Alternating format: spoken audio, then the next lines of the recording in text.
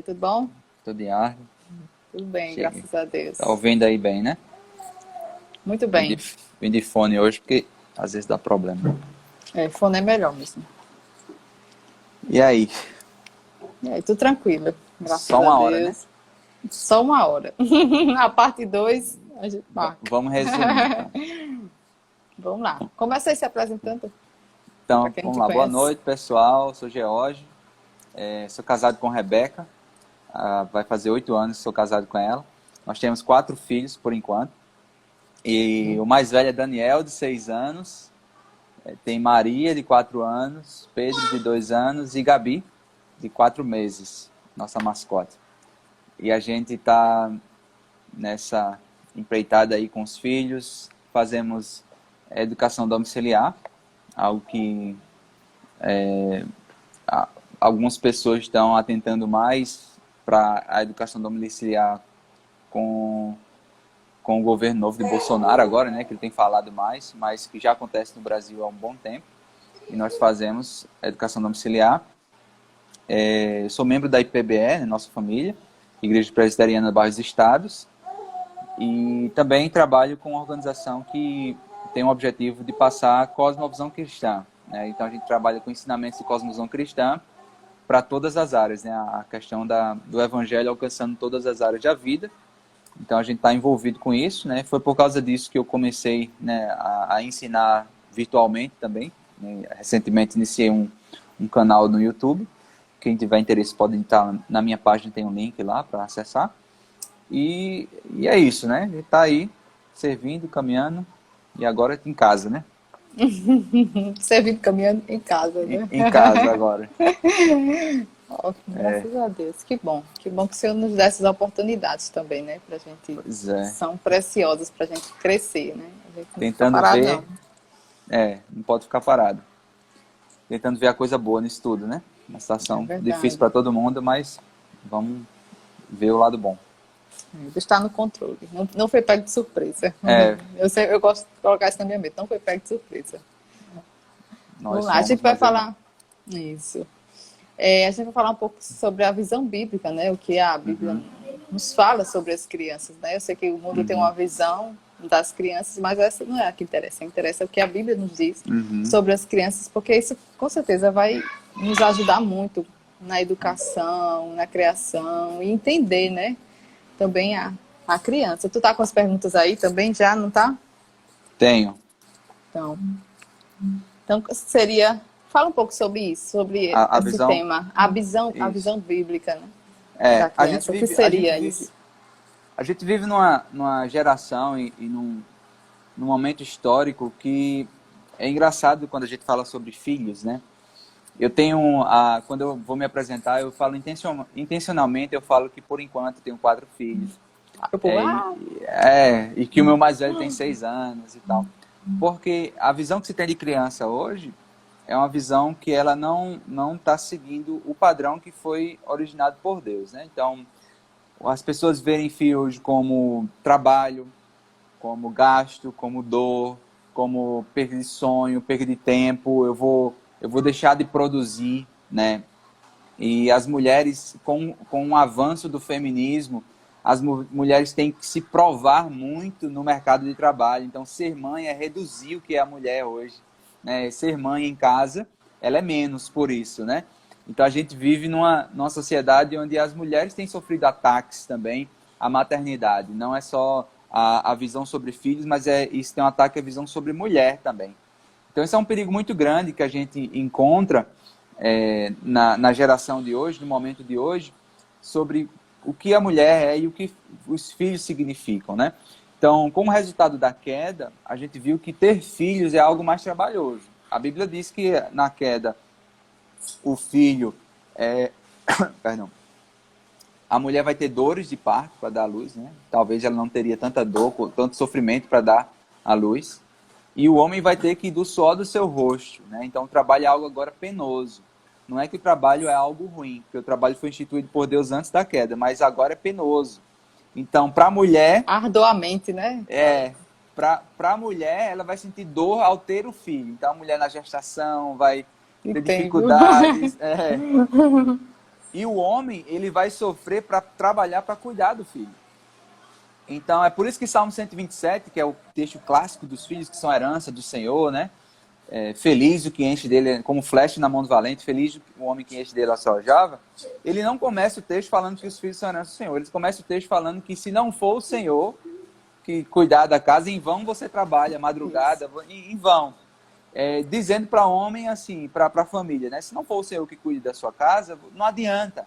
Então, essa ideia de que eu não tenho mais filho porque eu não tenho dinheiro, os que confiam no Senhor não pode ser um argumento, entende?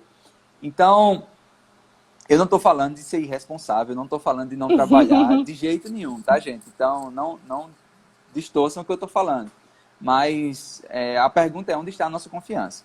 Quem é o nosso Deus? E o que é que esse Deus fala sobre os filhos?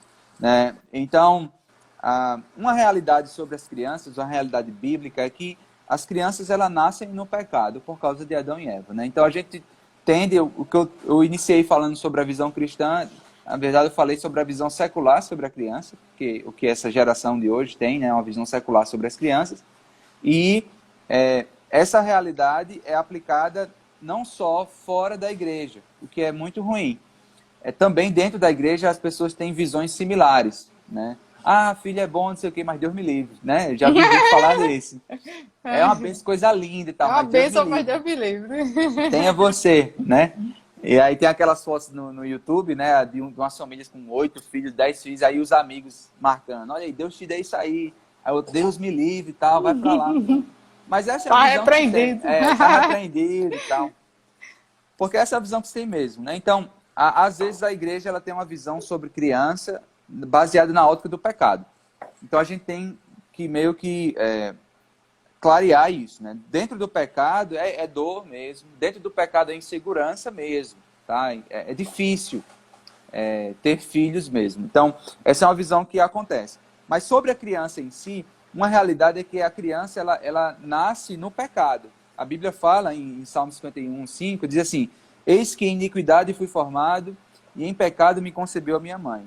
Então, as crianças elas não são moralmente neutras, né? Aquele anjinho bonitinho, que seu filho nasceu, bebezinho, coisa linda, mas ele nasceu no pecado. Inocente. Né? Os avós que vêm muito assim, né? A avós vê a criança só como bichinho e tal, Oh, mas na bichinho. verdade esse bichinho é um pecadorzinho, né? Então a gente Um tem que Adãozinho. a necessidade da graça, ele precisa dessa graça, ele precisa ser alcançado por essa graça de Cristo, e por isso que Deus coloca famílias para cuidar deles, para instruir no caminho, coisas que a gente vai falar mais na frente, algumas das perguntas que serão feitas, né? Sobre como os pais devem tratar os filhos, mas essa é uma realidade bíblica, né? Ao mesmo tempo que eles nasceram no pecado, eles também são imagem e semelhança de Deus. Então a gente vive num paradoxo aí, né? O homem ele é feito à imagem e semelhança de Deus e acontece o pecado. Por isso que Jesus, nós necessitamos de Cristo, né? Nós necessitamos da graça, porque Cristo nos dá acesso ao Pai. Ele paga toda a dívida do pecado. Então o Evangelho está no centro também da visão do homem e da visão da criança. Então a visão que nós temos que ter do homem é a mesma que nós temos que ter em relação à criança. Só que a criança, ela não nasce como um animal, por exemplo, um bezerro nasce, né? Um cavalo nasce, ele já nasce andando, já meio que já sabe onde buscar comida. A criança ela necessita da atenção dos pais, do cuidado dos pais, e para isso ela precisa ser ensinada a linguagem, ela precisa ser ensinada a moral, os hábitos. Então, a criança, eu gosto de trazer definições que, por exemplo, em 1824, um homem cristão chamado Noah Webster criou um dicionário. E ele é cristão, e ele começou a definir as palavras a partir da Bíblia. E aí a definição dele de educação era uma, de casamento é outra, à luz da Bíblia. E ele definiu criança assim: criança é um filho ou uma filha, descendente de macho ou fêmea, de primeiro grau. Ele é fraco em conhecimento, experiência, juízo ou realização. Ele é jovem em graça, é aquele que não é estabelecido em princípios, aquele cujos princípios e moral são ainda produtos de outro. Então, é justamente essa ideia. A criança, né, imagem e semelhança de Deus, ele não nasce pensando em princípios, ele não nasce estabelecido em princípios. Então ele vai viver de acordo com o princípio que ele está inserido. Se tem uma família que...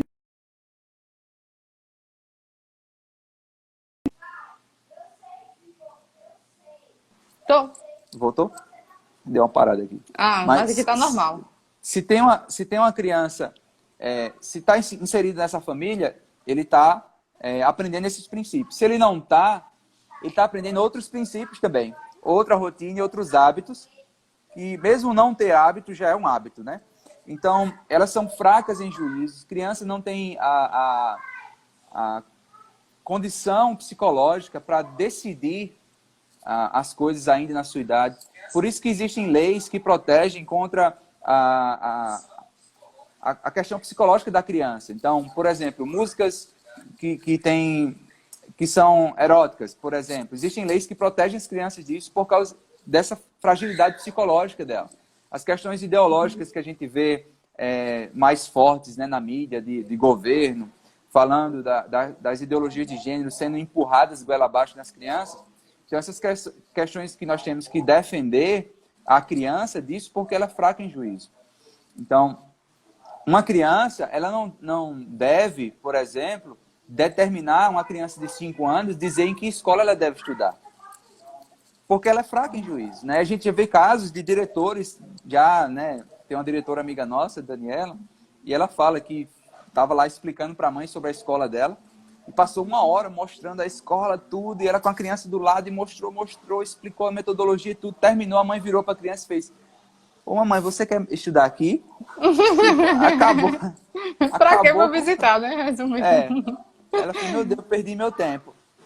Então, eu escuto casos de, o meu filho só consegue jantar se ele tiver um celular na frente.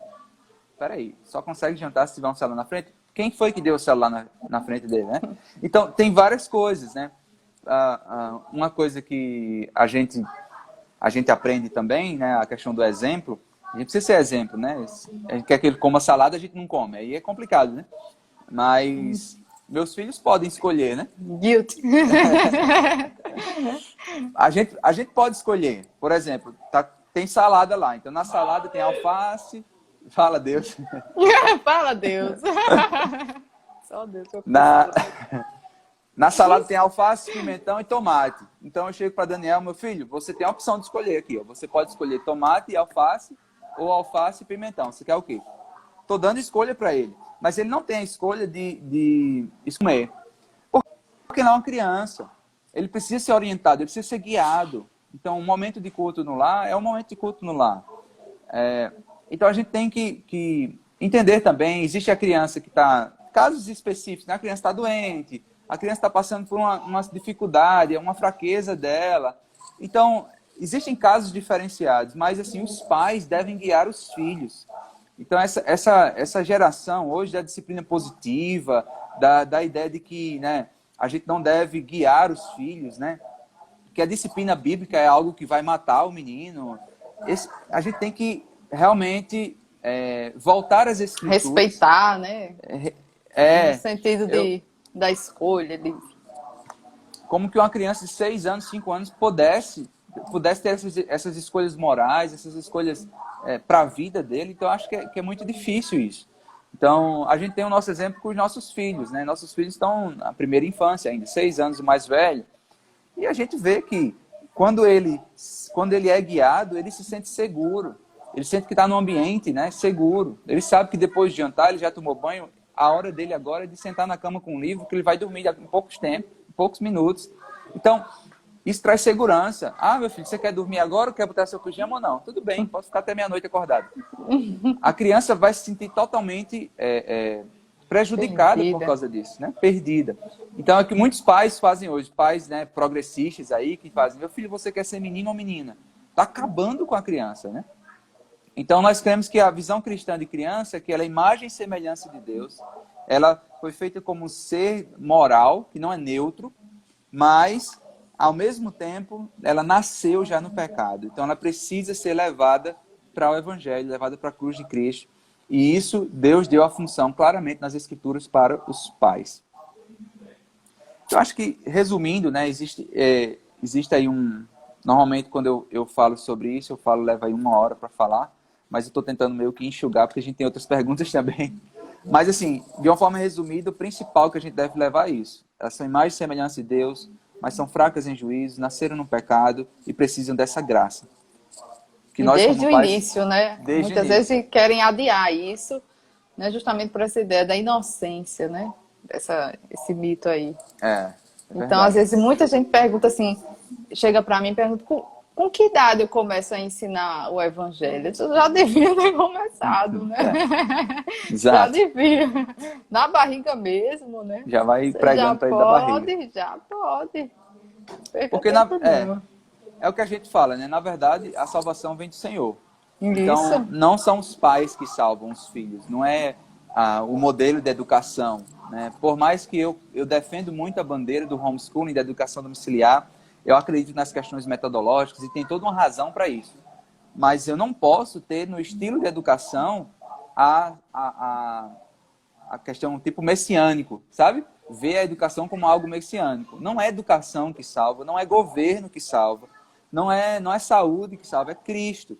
Então, essa dependência de Cristo tem que estar cravada nos corações dos pais. Então, não são os pais que salvam, não é a moral, não é seu filho é muito obediente, é um exemplo para a sala dele, na Não são escolinha. dicas, né? Não é tipo 10 passos para seu filho ser Não salvo. tem Não como. existe. Então, meu filho só tira nota 10, ele é o melhor da turma, ele obedece os professores, participa, mas ele pode ser um hipócrita no seu coração, carente da graça de Deus, Egoísta, né? tão quanto o outro bagunceiro lá. Então, o organizadinho que tira 10 e o bagunceiro precisa dessa graça, precisa ser pregado o evangelho para eles. Então, essa dependência eu acho que tem que estar no centro assim, da criação de filhos e de como a gente vê os nossos filhos, né? Isso mesmo. E muita gente acha que a salvação também está ligada a isso, né? As boas ações, né? O exterior. Tem aquele livro, né? Agora me fugiu a memória, né? Pastoreando o coração da criança, né? Fala muito sobre isso, sobre tratar o coração, né? A raiz, né? De todo o mal. Tem 2 livros que me marcaram muito, sabe? Eu já li alguns livros, né? Eu posso passar depois todos os livros Não, que eu li depois eu sobre quero o isso. seu top para botar também, igual a Tiago Mas fez. tem 2. Teve uma live que eu fiz com a Rebeca que a gente mostrou uns 15 livros. Mas, ó, tem 2, que é esse aqui, Pastoreando, que você já falou. Pastoreando o Coração da Criança. E ele é do Ted Tripp, da Fiel. E também Pais Fracos, Esse Deus muito Forte. bom. Esse aqui, pra mim, é assim, é difícil comparar os dois, porque aqui fala muito do coração, né? Das atitudes do coração da criança, de como a gente observar, né, a inveja no coração dele, nas atitudes. Mas esse aqui, ele quebra a gente de uma forma, Pais Fracos, Deus Forte, a depender da graça de Deus, porque a gente sai pensando, né, muitas famílias cristãs que a gente conversa e vem perguntar pra gente quais são os 5 passos que você falou, né? Os 5 passos, os 10 passos. O que é que vocês fazem que os seus filhos fazem isso e aquilo? E sempre a pergunta é essa. Então, é sempre as mãos, né? A gente sempre olha para as mãos. E uma visão cristã fiel às Escrituras é uma visão de dependência do Senhor. Alguém falou, mostra de novo.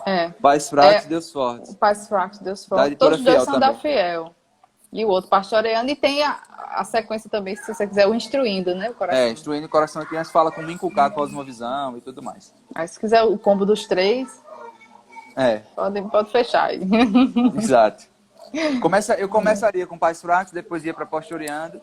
Tem um outro também, Não Me Faça Contar Até 3. Esse é muito bom, eu gosto aí dele. vai. Mas essa questão, já entrando numa das perguntas que fizeram, né? Tipo, como é que o cristão de muito tempo pode fazer com que seu filho seja um cristão também, né? Eu fico pensando muito nisso, sabe? Às vezes as pessoas olham para o cristianismo, ensinar os filhos, e muitos pais eles têm um orgulho no coração muito grande. Então eles querem que as pessoas vejam o caráter de Cristo nos seus filhos a todo custo. Então, às vezes, eles vivem até uma vida dupla, né? Então, eles querem que na igreja, o ambiente, o comportamento... Aqui, né? Por favor, me faça passar vergonha. Não me faça para cá. Porque eles querem que as pessoas olhem e digam, olha na igreja, olha como é que privilégio para Daniel ser filho de George e Rebeca, né? Os pais ficam pensando assim, né? Eu quero que as pessoas olhem para o meu filho e falem assim, olha que privilégio ser ensinado nessa família. Quando, na verdade, não é bem assim, né? Não é bem assim a realidade bíblica sobre o que é levar os filhos a Cristo. Na verdade, você está do lado do seu filho em relação à necessidade da graça. Olha o que diz em Efésios 6,4. Diz assim, vós pais, não provoqueis a ira vossos filhos, mas criai-vos na doutrina e admoestação do Senhor. E Paulo escreve isso em Efésios, trazendo uma novidade. Porque tem um público lá, que é um público de gregos e um público de judeus. Os gregos estão olhando, quando ele começa a escrever, né? Vós pais, não provoquei a ira os vossos filhos, até aí tudo bem, né? Não irritar os filhos e tal. Mas criares na doutrina e admoestação, quando ele fala do Senhor, é algo que... Opa, o que é isso? O que está acontecendo aqui? Porque para os gregos, eles tinham que ensinar os filhos na disciplina e da admoestação da filosofia, né? De quem é Platão, quem é Aristóteles. E isso era o que era algo superior para eles, ensinar os filhos essas leis filosóficas. E para o judeu, não. Para o judeu é criar na doutrina e na admoestação da lei, da Torá. Eles tinham que ensinar a lei. Mas nós sabemos que a lei, apesar de ser boa e perfeita a lei ela mostra de quanto carentes nós somos da graça. Então, Paulo está mostrando um novo estilo aqui de vida. Um novo modelo, onde nós precisamos criar na disciplina e da admoestação do Evangelho. Que realidade é essa? Né? Que estilo de vida é esse do Evangelho? Essa carência da graça do Senhor, que tanto os pais quanto os filhos precisam. Então, quando eu ensino aos meus filhos, eu estou caminhando com eles, mas eu estou mostrando para eles que tanto eu quanto eles precisam dessa graça. Quando o meu filho mais velho, né, não sei, tem vários exemplos que eu posso dar, né? Bate a cabeça do irmão na parede, puxa, dá murro, né? Aqui é 4 crianças, gente. 4 crianças é isso, né? Um morde o outro, puxa, empurra o outro, cai de boca no chão, corta a boca. Várias coisas, né? Mas quando um irmão faz isso, por exemplo, Daniel bateu em Maria. Meu filho, por que você bateu nela e tal? Porque ela me bateu e eu fiquei com raiva e eu não consegui. E criança bem aberta, fala, não consegui, pai. Eu fiquei com muita raiva e bati nela. E eu posso chegar para ele com a lei e dizer assim, meu filho, Deus está dizendo que não bata. Você está proibido de bater nela. E acabou. Eu posso chegar assim, o certo é não bater. Não bata na sua irmã e acabou. Pronto, e corrigir ele. Mas eu posso dizer, filho, eu entendo demais o que você está sentindo. Papai sente muita raiva às vezes no coração. Papai às vezes quer bater nas pessoas também. Mas sabia que papai, sendo um pecador, papai clama ao Senhor, crê no Evangelho, que Jesus morreu por nós e que Ele agora, Ele não é só o nosso exemplo, mas Ele nos ajuda, enquanto nós somos pecadores, a não fazer isso e a dependência de Deus e crendo na sua ação salvadora na cruz. Me ajuda, filho, a superar isso. Às vezes eu não consigo, às vezes eu peço perdão e me arrependo, mas às vezes eu consigo. Olha aí, tá diferente. É uma conversa totalmente diferente. Claro que eu falei aqui de uma maneira bem longa, né? Eu não vou ter uma conversa dessa com Pedro de 2 anos, às vezes, e precisa ser direcionado e tal. Mas você vê que esse tipo de conversa é um direcionamento para o Evangelho. Eu não sei quando o meu filho vai ser convertido pelo Senhor. Eu não sei quando o Senhor vai alcançar a vida dele. Na verdade, eu não sei, eu não consigo fazer isso por Deus, pelo Espírito Santo. Eu clamo pelos meus filhos, eu oro por eles, eu insisto para Deus, né, salvar a minha família, clamo demais, mas não depende de mim. Então, a minha função como pai é dizer, meu filho, o Evangelho me alcançou. Eu oro que lhe alcance também. Existe salvação para você. Se arrependa, creia. Tá? Isso não quer dizer que não tem regra em casa, isso não quer dizer que não tem lei, que não tem... Tem, gente, tem horário, tem hábitos, tem tudo isso. Mas a maneira que a gente vive, a gente tem que apontar a graça do Evangelho para os nossos filhos. Assim como Paulo trouxe esse novo entendimento, quando eu entendi isso, quebrou um paradigma para mim como cristão, né? E a gente, às vezes, quer mostrar as nossas obras, né? Quer mostrar que o nosso filho seja muito bom nisso para dizer às pessoas, olha como ele entende, ele decorou a Bíblia, ele fez aquilo, ele fez outro, né? Como se fosse um troféu meu. Mas, na verdade, o meu filho ser alcançado e a graça alcançar a vida dele é totalmente os méritos de Cristo. Então, eu acho que é bem diferente. Esse estilo de vida, se os pais começarem a viver assim, é uma vida que ela é mais leve, no sentido de pressão, né? A gente meio que se desarma, né? Dessa pressão de lei, de regras, mostrar, né? Eu acho que a gente vive mais parecido com o Evangelho. É uma pressão muito grande. E quando você é o filho do pastor, vamos dizer, como é que casa? Minha sogra tá, às vezes os meninos correm na igreja e dizem, ei, tu neto do pastor. Eu disse, deixa tudo criança. Deixa o neto do pastor. O neto do pastor é um pecadorzinho também, igual o neto do diácono. Igual, não é assim fazer, não.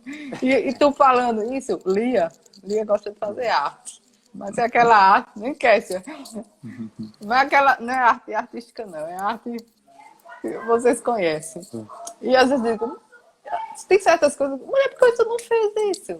Ela, às vezes ela pega tinta guache lá e bela tudo. Tem coisa que é de criança, né? Mas às vezes ela faz uma arte que não era para ter feito. E eu vou falar para ela, né? Não, porque você fez isso? Não, porque eu queria. Mulher, mas não faça, não. Aí ela falou assim, mas eu não consigo. Eu digo, olha, aí mesmo. Se for pela sua força, você não vai conseguir, não. Certo? Você peça ajuda a Deus, ore, né? Peça ao Senhor, olha, Senhor, não deixa eu fazer isso de novo. E teve uma vez que a bichinha, ela disse, meu nome não vai estar escrito no livro da vida. Começou a chorar, ficou uma pena. Já tem um arrependimento aí. Eu digo, mas não é assim não, que eu apago o nome do livro da vida, não. Aí a gente apagou, voltou. Deus confuso é isso. Então não é assim. Então a gente, em todos os momentos, deve realmente instruir, a levar ao evangelho, à salvação. Não é assim, a menina fez uma arte, pá, repreendi e tal. E achar que aquilo ela não vai fazer nunca mais, né? E eu vejo um problema. Porque existe um problema aí, né? O modelo ideal é apresentar sempre o evangelho para os nossos filhos. Beleza. Só que o que eu vejo muitos pais cristãos fazendo? Eles querem manipular. Manipular como? Com suborno. Filho, se você me obedecer, eu vou te dar um presente. Filho, se você ficar em silêncio aqui no culto, eu vou deixar você assistir TV. Filho, se você... Aí começa. O suborno, ou se não, a ameaça. Eu te mato. É tanto que só vai fazer se fizer isso, né? Então, a motivação dele não é... Você tá, na verdade, né? Você está criando um pequeno egoísta. Uma pessoa que vai só pensar nele. Ele só vai fazer coisas para recompensar ele mesmo. Então, se você fizer isso, eu te dou uma bala. Depois vai ser uma bala e um pirulito. Vai ser uma bala, um pirulito e uma pastilha. Então, você vai ter que premiar todas as vezes. E o pai está pensando que está sendo tal. Tá abafando. Por quê? Estou conseguindo manipular. Ele está fazendo o que eu quero. Eu sou inteligente. Mas, na verdade, você está fazendo desfavor para o seu filho. Então, manipulação, ameaça, né? Usar desculpa gospel, falsa, né? Questão emocional, coisa assim. Se você fizer isso, Jesus vai ficar tão triste com você, meu filho. Sabe? Essas manipulações. Assim, papai está São tão chavões, triste. Né? Papai está tão triste com essa sua atitude. Você desobedeceu, papai, você me magoou. Não, gente. Ele não pode ser motivado a obedecer porque ele lhe magoou. Porque ele não vai lhe magoar. Ele tem que obedecer porque é o certo. Filho, honre os pais. Né? É o pecado. Ele quebrou uma lei, tá? Então, uma coisa que eu e Rebeca combina também é a questão do escolha suas batalhas, tá? Porque existe questões morais, existe questão de gosto. Coisas que eu não gosto, que os meus filhos gostam de fazer. Então, eu não gosto de entrar no carro e tirar meu sapato, mas meus filhos parecem índio. Toda vez que eu entro no carro, quer tirar sapato. E eu ficava insistindo, sabe? Eu bem fiz, não tiro o sapato e tal. Teve uma hora que eu fiz, a gente descobriu essa palavra, né? Choose your battles, escolha suas batalhas. E, meu Deus, é só... Eu vou aqui 20 minutos no carro, eu coloco o sapato desse menino. Pronto. Resolveu, pronto. Isso não é uma questão moral, ele não vai se tornar corrupto ou mentiroso, nada. Isso é uma questão de preferência. Então, se tem como você, abrir mão de uma preferência sua por causa do seu filho, beleza. Isso aí é uma coisa pequena, né? A gente tem que ser maduro em relação, não ficar insistindo, né? Aquele controle em cima toda hora. Às vezes ele quer fazer de uma maneira que você pode permitir dentro de um espaço que você permite, né? Às vezes o meu filho faz, papai, eu não quero o copo azul, eu quero o copo amarelo. Não tem problema. Não, tudo bem, filho. Pegue lá, troque o copo azul pelo amarelo. Não, eu mando aqui e tal. Fica, sabe? Tem que ser o azul, azul escuro agora, tá de raiva. Agora, assim, se fosse uma coisa já pré-estabelecida, ou se a gente tá em outro lugar e tá na casa de uma visita e dizer, papai, não quero esse copo, eu quero aquele amarelo. Não, ó, filho, você vai dar o que foi lhe dado aqui e acabou. Entende? Mas a gente tem que escolher as nossas batalhas, a gente tem que, né, pensar muito bem nisso. A questão da disciplina e correção, ela deve ser por questões de pecado, né? De quebra de padrão moral de Deus. A criança estava correndo na sala, derrubou um vaso, ela vai ser disciplinada? Se não teve nenhuma direção antes, alguma coisa específica, aí, infelizmente, é uma criança, faz criancice, né? Agora você diz, filho, não corra aqui, porque aqui tem um vaso e pode quebrar, e pode fazer tarará, tarará. Aí ela correu e quebrou, ela está quebrando uma ordem direta dos pais. Aí é outra coisa. E quando a gente fala de disciplina bíblica, a gente não está falando somente da disciplina corretiva. A gente está falando que disciplina bíblica é uma disciplina instrutiva. Então, você sabe que o seu filho tem uma dificuldade, você meio que prepara o coração dele para isso. Por exemplo, tem um livro que é Não Me Faça Contar Até 3, ele fala sobre dar escapes para o seu filho, né? O meu filho, o mais velho, ele tinha muita dificuldade, e hoje ainda tem, de falar com pessoas que ele não conhece. Então, antigamente, quando ele chegava na igreja, uma pessoa nova, né, que ele é bem na dele, Daniel, bem tranquilão, igual o pai, né? Bem na dele, igual a mãe, Rebeca todinho. Então, ele bem na dele, tranquilão, aí chegava um pessoal assim, Daniel, e aí? Aí ele dava um grito, assim, não queria. O que aconteceu? A gente começou a preparar ele, né? Porque, assim, é falta de respeito com as pessoas. A gente ensina para ele que ele não deve gritar com as pessoas, então a gente acabava meio que tentando corrigir essa atitude dele errada, que é errado gritar com as pessoas, só que a gente viu que é uma dificuldade dele, ele precisava de ajuda nisso. Então, antes de chegar na igreja, tinha uma conversa com ele. Olha, filho, a gente vai chegar na igreja, algumas pessoas vão fazer assim, algumas pessoas vão fazer assim. O que é que você pode escolher? Você não precisa estar conversando com todo mundo. Você vai dar boa noite e vai ficar aqui com o papai, do lado do papai. Ajudei ele, trouxe segurança. Mas aí é uma necessidade dele, específica. A minha outra filha, Maria, já tem outras necessidades. Ela é muito da galera. Então, tem que, né, segurar aí. Então, cada filho tem uma necessidade que eu posso ajudar. Isso é uma temperamento também. É uma disciplina instrutiva. Eu estou agindo isso, eu estou trazendo à luz a palavra de Deus para ele. Só que mesmo assim, mesmo sabendo de tudo isso, eles ainda pecam, né? Eles ainda desobedecem. Porque são bons filhos de Adão aí, que estão precisando da graça de Deus. Então, a gente precisa estar...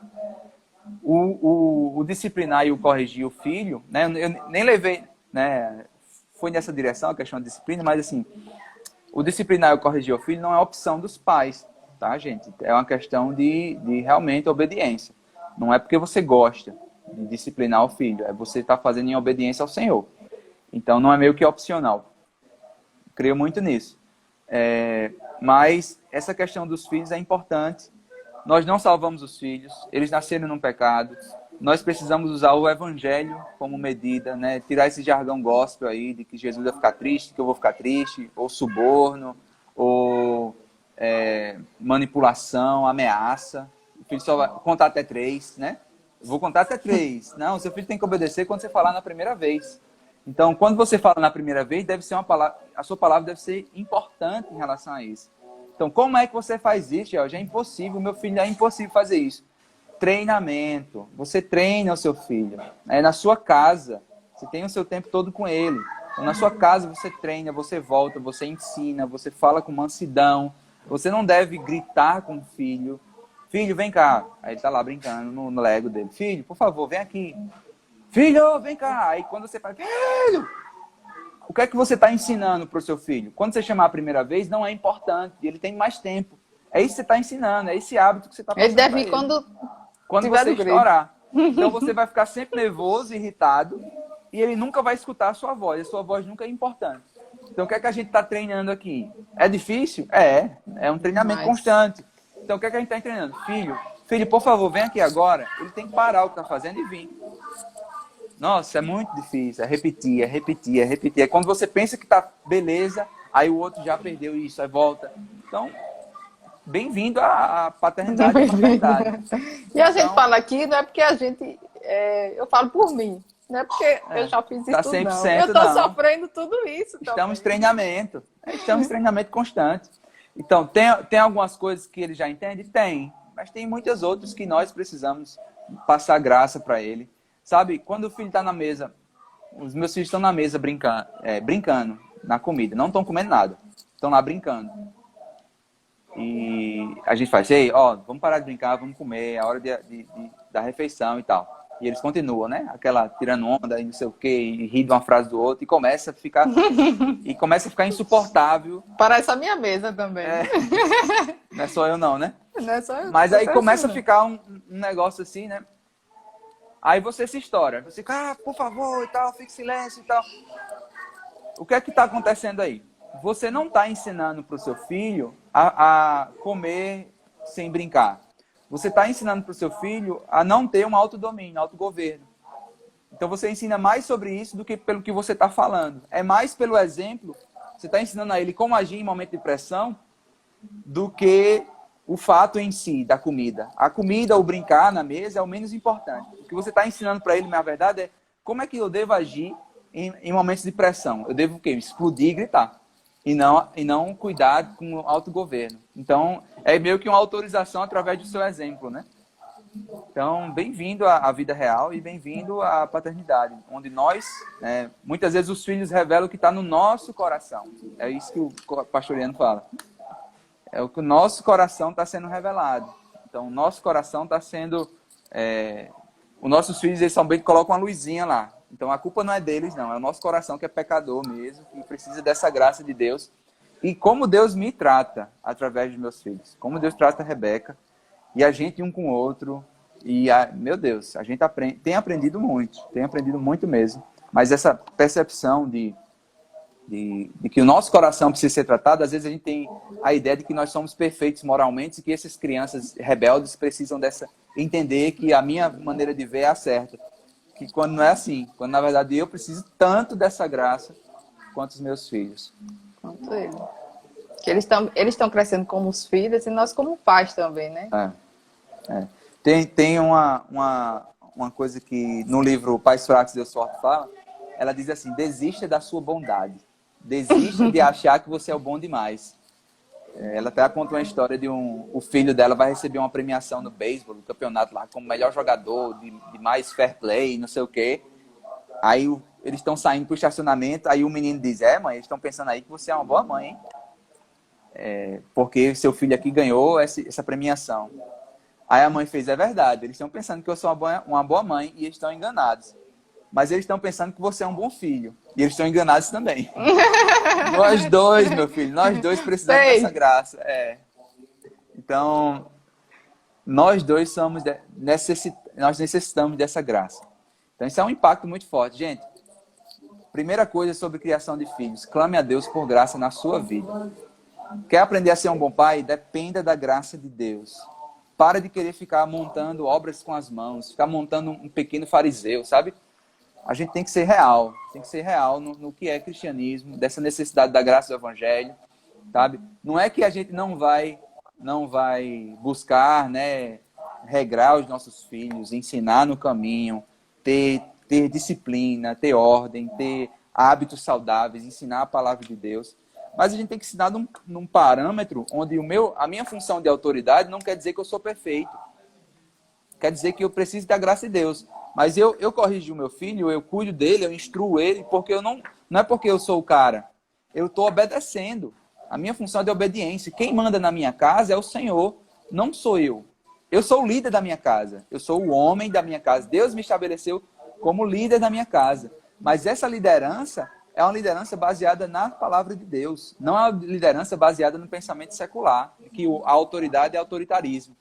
Eu sou o líder da minha casa. Eu devo ser o maior servo. Como Cristo lavou os pés dos discípulos, eu devo ser o que mais serve a minha família. A minha esposa é minha auxiliadora. Isso não quer dizer que ela é menor do que eu. Ela tem uma função de me auxiliar. E aí, como é que funciona isso? Dependendo da graça de Deus. Os meus filhos, eles obedecem aos pais porque eles honram ao Senhor. Então, como é que eles vão honrar a Deus que eles não veem se eles não honram os pais aqui na terra? Então, eu obedeço a Deus, fazendo com que eles me obedeçam, para que um dia eles possam obedecer também a Deus. É uma confusão, né? Mas, na verdade, é importante demais. É todo mundo obedecendo para que o Senhor seja glorificado no nosso lar. Então, quando todo mundo participa desse ciclo de funções diferentes, porque Deus estabelece governo, Deus estabelece ordem na criação. Se for ver Gênesis lá, ele escolhe o sol para governar o dia, escolhe a lua para governar a noite. Ele estabelece a ordem no universo, não é só na família. Então, na igreja existe uma liderança, nós devemos submeter a liderança da igreja. No governo existe a liderança, na família existe liderança. Cada um agindo, né, em obediência a isso. Então, isso não é ser menor e não é ser maior. Então, dependendo da graça de Deus. Então, quando a gente vive assim, nesse formato de liderança, nesse formato de governo mesmo da família, a gente está honrando o Senhor. E você vai ver que no final ele é glorificado.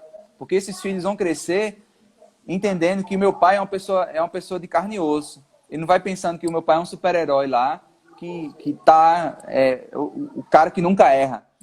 Pobre das crianças que vivem assim. E, infelizmente, isso é uma realidade, desculpa dizer, mas infelizmente muitos filhos de pastores vivem assim. E os pastores querem mostrar esse lado certo, mas nunca querem mostrar as suas falhas, nunca querem mostrar seu lado humano. E aí muitos filhos de pastores se desviam da fé. Infelizmente. E muitos filhos não só de pastores. Cobrança, né, também. O peso que é em cima deles, né, também. E muitos filhos de cristãos, onde ele vai pensar, ser cristão, meu pai, que na igreja era uma coisa, mas maltratava minha mãe em casa, aí vai. Então, essa dependência de Deus, de você se ajoelhar para o seu filho e dizer, filho, eu agi de maneira errada com você. Nossa, como é difícil. Filho, eu falei muito alto com você, eu gritei, me perdoe. Papai não deve falar assim, mas sabe o que é? Porque papai precisa da graça de Deus, papai precisa pedir perdão. E a gente sabe que em Hebreus 4:8 fala que toda vez que a gente, né, errar, nós devemos chegar no trono da graça confiadamente, porque nós vamos alcançar a misericórdia. Em 1 João fala que nós temos um advogado, que quando a gente pecar, ele é fiel e justo para nos perdoar. E nós vamos encontrar graça nele. Nossa, o filho vai ver, nossa, meu pai errou. E eu encontro graça. Quando eu errar, eu vou encontrar graça. E é até engraçado nos momentos de disciplina, de conversa com eles, né, a gente não faz isso publicamente, claro que não, mas a gente está lá num lugar fechado, que a gente não quer humilhar os nossos filhos ou trazer vergonha, né, para eles. A gente faz isso lá, e aprendi esses meses agora, dizer assim, meu filho, tudo que aconteceu agora, você corrigiu, a gente orou por você, né? Aí eu pergunto a ele por que papai dá disciplina, ele sempre já diz, né, porque papai ama, a gente fala sobre isso, é por causa, a minha motivação de disciplinar meus filhos é o amor. E aí, o que é que acontece depois? Eu falei, filho, quando você sair por essa porta, você vai estar perdoado e estar esquecido. Assim como Deus perdoa os nossos pecados. Vai e não faça mais isso. Jesus olha pra gente e faz assim, vai e não peques mais. Então, nós precisamos dar graça aos nossos filhos. Encontrar a graça para eles. Não quer dizer que nós não vamos ser firmes, ter regras. Não quer dizer isso. Nós os filhos precisam de regras de rotina, de tudo, de ensino, de instrução.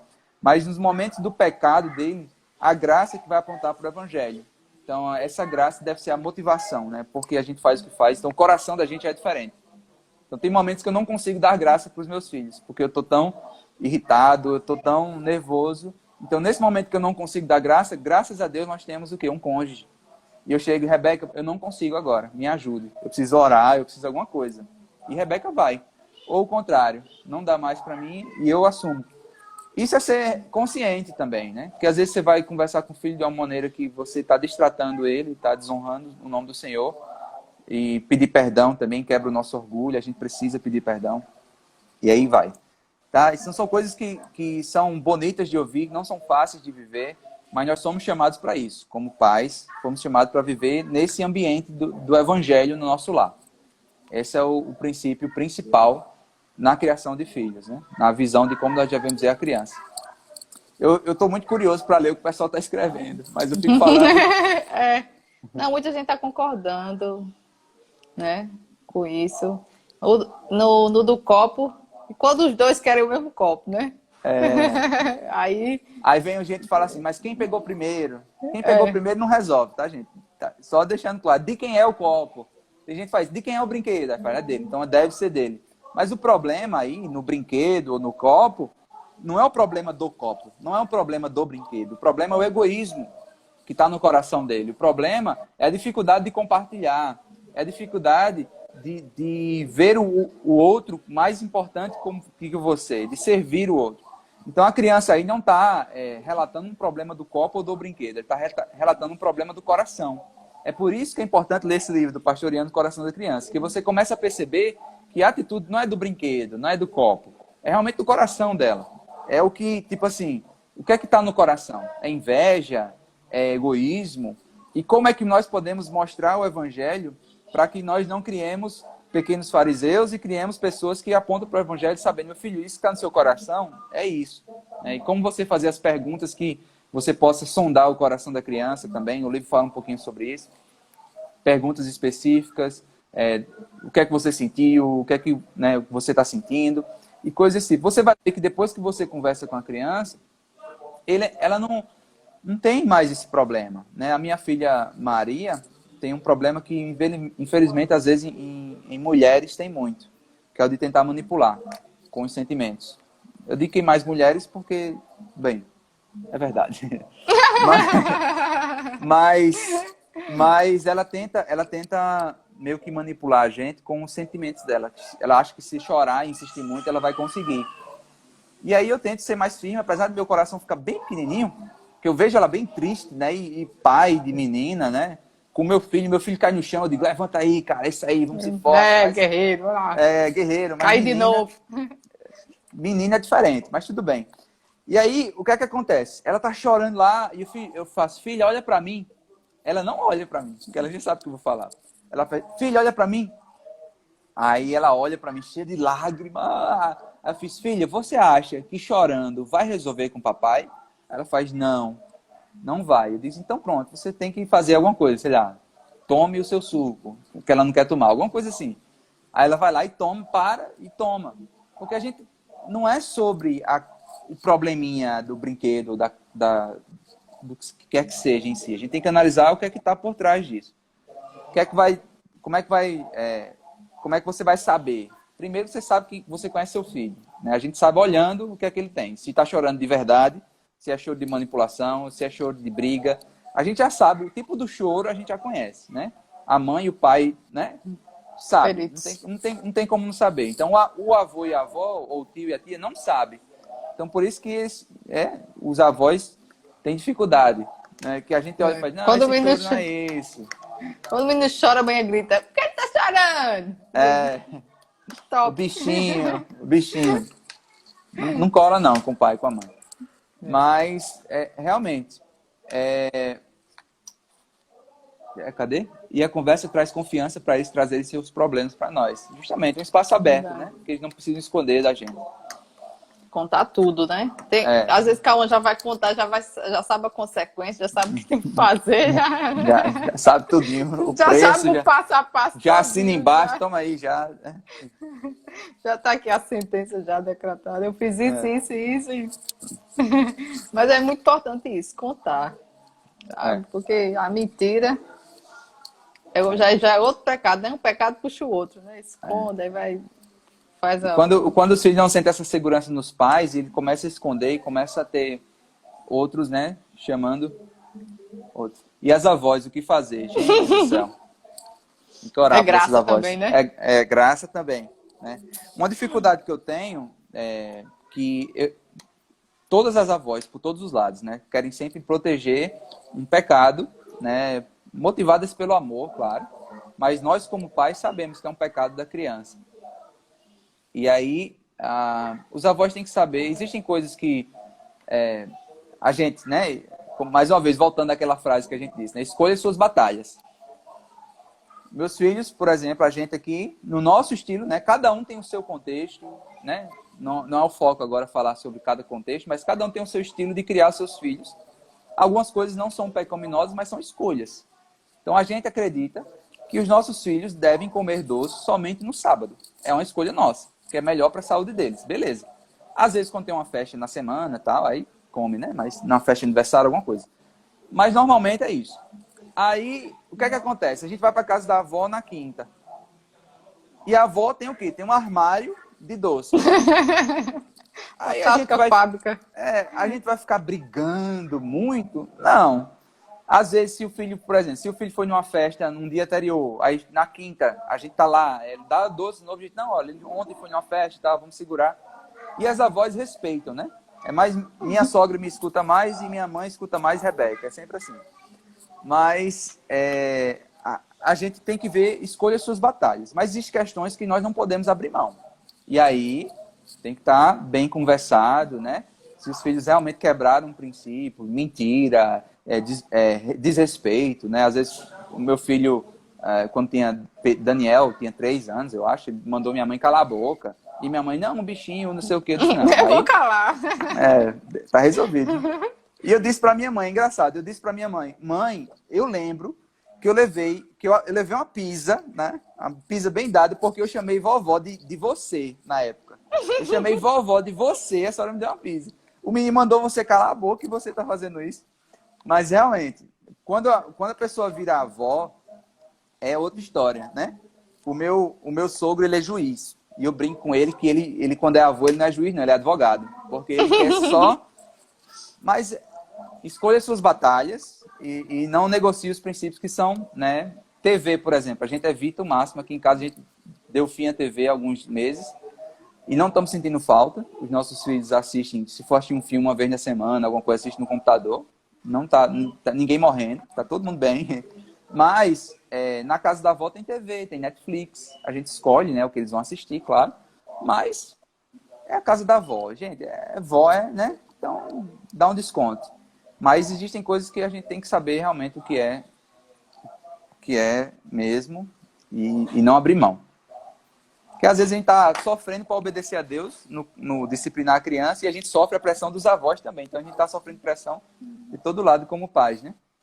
Mas bem-vinda a paternidade, bem-vinda a maternidade, é assim mesmo. É viver em obediência a Deus. Às vezes não é fácil. Às vezes é ir contrário à vontade dos outros e é isso mesmo. É isso aí. Kessia. Era diferente a época aí, no nosso tempo. A pancada pancada do jeito. E eu acho que a gente respondeu as 3 Quase perguntas todas. aí, né? Todos. Respondeu muita pergunta aí. O pessoal perguntou aí, a partir de que idade, né, devemos iniciar isso aí, o ensino, vamos dizer. Sobre o evangelho, eu acho que deve ser desde sempre. Desde sempre. Então, você tem por exemplo, você já tem se você não é casado, não tem filho ainda, você deve ter culto com a sua esposa, culto Sim, familiar. Perguntaram também aqui em relação ao culto. O culto público e o culto familiar, né? Então, no familiar, você vai tendo com a sua esposa. Nasce o filho, continua tendo culto, né? Então, seu filho vai entrar nisso. O que é que eu aconselho fazer com um bebê, por exemplo? Acostumar ele no colo enquanto você lê a Bíblia. Ah, mas meu bebê vai ficar puxando a folha, vai ficar... Mas acostuma ele, tá? Vai ter uma hora que você senta com ele no colo e você lê um capítulo e você consegue terminar um capítulo. Às vezes você consegue 5 versículos. Às vezes você... Isso é o quê? Isso é um treinamento. Você tá formando um hábito saudável nele. Vai ter uma hora que agora o meu mais velho, ele já sabe ler e escrever. Então, a gente, no ABC dele, deu uma Bíblia para ele. Então, eu comprei um caderninho e faço a meditação com ele. Lê um capítulo da Bíblia. A gente escreve um versículo, escreve uma frase ou 2 sobre o que significa esse versículo e nós oramos juntos. Isso dá 10 minutos. Dá 10 minutos, mas é uma devocional, é um hábito. E com os outros? O culto familiar, ensina, né? Lê a Bíblia para eles, a leitura da palavra é importante. Eu, por ser professor de inglês, leio a Bíblia em inglês para ele, leio a Bíblia em português para ele. A gente tem que lavar com a palavra mesmo essas crianças. Então, desde sempre. Por quê? Por que a gente deve fazer isso? Porque nós não sabemos quando o Espírito Santo vai alcançar a vida deles. Vai ter uma hora que vai alcançar. Então, vamos orar para que isso alcance. E já puxando para outra pergunta do culto público, né? Como é que eu faço, pelo amor de Deus, para o meu filho ficar no culto comigo? Ele não consegue, ele não fica quieto.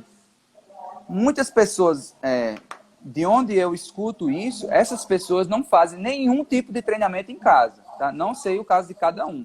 Mas muitas pessoas querem que magicamente a criança entenda que aquele lugar é um lugar de se sentar e ficar quieto. Ele não vai entender. A criança precisa ser treinada. E como é que é treinada? O melhor lugar de treinamento é no lar. Você faz um culto de 10, 15 minutos em casa. A criança deve ficar sentada nesse tempo. É treinamento e ficar sentado. Existe um livro da Elizabeth, me esqueci o segundo nome dela, que é Como Fazer com que Seus Filhos Obedeçam Sem Guerras. É um nome bem grande do livro, né? Mas ela fala... eu mando a foto também. Mas ela fala sobre um tipo de treinamento ela tem 7 filhos, né, hoje. Na época ela tinha 6.